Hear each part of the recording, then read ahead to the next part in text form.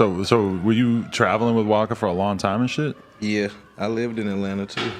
For how I had long? a spot in Atlanta. I lived in Atlanta for like spot we had that for 10 months. So say I lived there for 10 months, but then I used to be there for like months on end with Waka too, though, staying at his house. Sometimes people forget how crazy his fucking movement was at that moment. Brick Squad was the biggest movement. It was insane.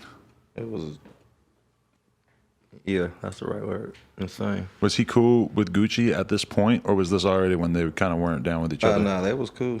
When I first came, it wasn't no Brick Squad monopoly. It was 10-17. Right. And so did you witness that whole switch where all of a sudden they weren't cool and he split off and did his own thing? You were probably privy to all the crazy ass behind the scenes drama and shit, right? Yeah, I peeped it. I seen it. But they always was like brothers, though, you know? Right. So it'd be like when brothers get mad at each other, but they always come back. I remember finding out, somebody said like, yeah, like, you know, me and Gucci had like physical fights. Like we beating the fuck out of each other in the studio. I was like, oh my God, that is so hard for me to imagine. Waka and Gucci? Going at it, fighting in the studio. Like what the fuck? It'd be more like wrestling, but they ain't do that shit all the time. That just happened one time. It got real kind of serious. Right. And so what was your perspective at that time? Did you consider yourself more of an artist, or did you consider yourself more of like a street dude on Waka's behalf at that time? It's a fine line. I never really considered myself an artist. So you weren't like 100% motivated to like make it as a rapper? Nah, because I never got paid for that shit. Like I got paid for what I did, but it wasn't like I had a contract. Uh-huh. So what kind of friendship you When and I Waka came had? in, the game was changing from CDs to digital. You feel me? So the shit I did do on the CDs, it was cool, that little rap money, but the streams, that's where it was at. The streams, yeah. People forget that there was like a weird dark time in the music industry where kind of between the CD era and the streaming era where everybody was acting like the business side of the music industry was over. Yeah. Crazy. That's exactly what happened. So yeah, you never really like aspired. You never like aspired to be like this like big rapper. You kind of saw it as just like you were playing your part, or what was your attitude on everything? If it happens, it happens. Right. I never really wanted to rap. It just always happened for me, you know? It just kind of unfolded that way. Yeah, for some strange reason. I like a guy who rolls up inside the actual blunt. Oh, you're mixing strains too? Yeah. You're mixing the blue raspberry with the, what is it? Watermelon. Watermelon. You got to have both flavors going at the same time? Nah, I ain't never did it like this. I just wanted to do it now because I've been smoking it You might the get other way. crossfaded. Let's see something. Try something out. Man. Mix it So with some more cookie. just a little bit of everything. You're like the dude who goes to 7-Eleven and fills up the soda cup with all the different flavors. But I don't do that shit. I hate that shit. Yeah, that's weird. That shit is weird as fuck. I mean, I agree, man. You're also the kind of guy that doesn't close the backwood pack. We should probably close that up just in case, right? Well, I guess you also have water all in it too, so. I am that type though. I will leave that motherfucker off. You'll just leave it open.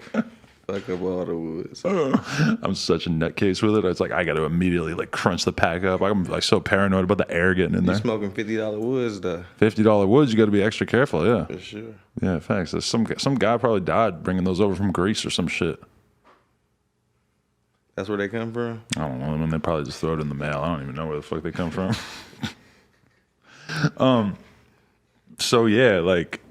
I don't know. Like, how did the Brick Squad era of your life slowly come to a close, or when did you stop like hanging out around the Waka situation all the time? I just stopped rapping because I wasn't making no money off this shit. You were over it. Yeah. And then I met Lonnie. Lonnie like, nigga, we making money off this shit.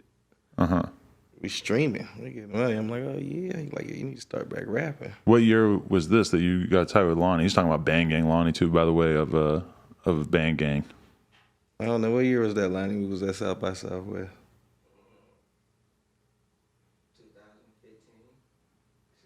2015, 16. You were still fucking rolling around with Waka up until that era? No, I just wasn't rapping. That's just when I met him. Okay. So you actually went to South by Southwest though. You must have still like had some kind of like aspirations to be in the music world if you were going there. No, Nobody goes there just to have fun. You know, I live in Dallas. Oh shit, okay. What the fuck? got There's a another spot in state you lived in, huh? Yeah. So that's why I was down there. It was like, all right, fuck it. It's 3 hours away. Let's go. Right. What the fuck are you doing in Dallas? You know Dirty Glove Bastard? Yes. I went down there with him. I was fucking with him. But hustling. Hustling. Yeah, so you could never leave the streets alone, huh? Nah, Maybe for a little bit. I ain't never left them alone. It's always been, even when I was a Waka, Right. rapping never paid my bills. You been arrested a bunch of times, or you always kept your nose clean? Nah, I got a long little. I've been in jail a whole bunch of times. Oh yeah. What's your longest bit? Maybe 4 months. Oh, 4 months. Not too crazy. Enough to get a taste for it, realize it sucks. Yeah, that shit sucks. Shit, one day you realize it sucks. Where were you locked up at? County jail here. Here? Oof. Was it bad? I mean, it's regular. It wasn't as bad as people say it was. Really? Not that bad? I got friends who like just went into county for the first time. They're telling me how horrible it is, and I don't know if I should believe them or not. I'm going to take your story. Yeah.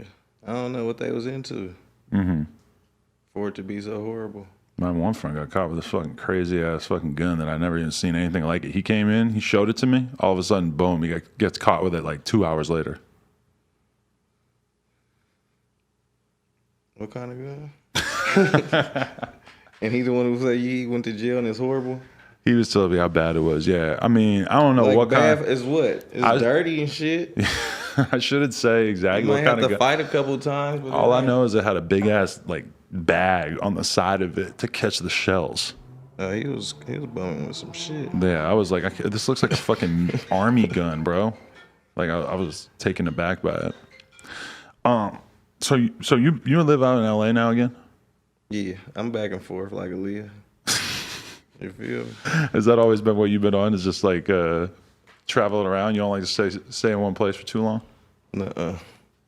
Shit get boring around here. Facts. Get boring everywhere you sit there too long, you know? Yeah, that's a fact. I like a guy who's on the move. So yeah, man. So that the situation that I saw recently that made me like really start thinking like, man, we got to get fucking Ice in here for an interview ASAP. Is that I seen a video of a certain somebody talking shit about you, saying that you fell down at the Nipsey Memorial and that's how you got hurt, and then that's the situation you're describing. Where Damn, that's what he said. The Nipsey. I didn't even hear that part. That was because he deleted it by the time you saw it, right? Yeah, I know. I seen it, but I didn't even look at it. I just seen him say something, and then I went off. I think then he deleted it. Yeah, he said like, dude fell down at the Nipsey Memorial and cut himself on some glass, and he trying to act like he got shot. Yeah, I seen that shit. Then when I went off on his bitch ass, he deleted it. Shout out to Bosco. Yeah, you had beef with him for like 10 years, right? There ain't no shout outs to Bosco. We don't shout that whole ass nigga out. Cause that nigga come to Inglewood. He lives in Inglewood, right? No, he don't. No? Hell no. But he's from there, right? He was. Have you always had problems with this dude or no? Nah. It's just... That's when he turned into a little hoe. But for people out there who don't know what I'm talking about, you had beef with him since all the way back with that Rosemont situation we're talking about. So this is a long-standing disdain that you guys apparently have for each other, right? It was never a beef. He said some slick shit and got beat up, and that's what made it a beef. Right. If you want to call it that. So you haven't seen him in many years? Never seen him since. Damn, crazy. Tell him to come to Inglewood. I mean, he might have a response to this. I doubt it. He did delete it though, so apparently he realized he was wrong about. I mean, I thought that was pretty foul, even from Bosco, who's known for being pretty foul on the internet. I was like, damn, you're really gonna give this guy a hard time for getting shot or something along those lines? He wasn't thinking.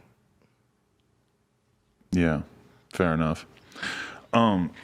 Shit. So, what have you been on recently? What's the life of Ice Burgandy like, bro? I've been fucking around in Detroit making this new music. Mm-hmm.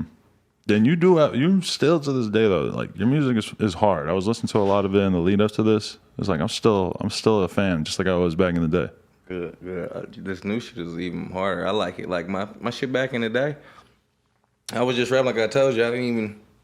It just happened like that. I met Waka, did a song. He's like, come on, let's go on tour. And next thing you know, I'm in the studio and I ain't even know what I wanted to rap about. This new shit, I know exactly what I'm going for. What do you consider your lane as a rapper? Like your style? It's money motivated music. Make you want to get some money. I mean, new music. I'm listening to you on songs with like Lonnie and Drago and Bino and stuff, and it's like you guys all have a very dope chemistry. Like it's hard to even put my finger on exactly what it is and shit, but you guys are all like, you're all rapping different, but there's like a similarity to what everybody's doing, and there's like a very like cohesive flow amongst everybody.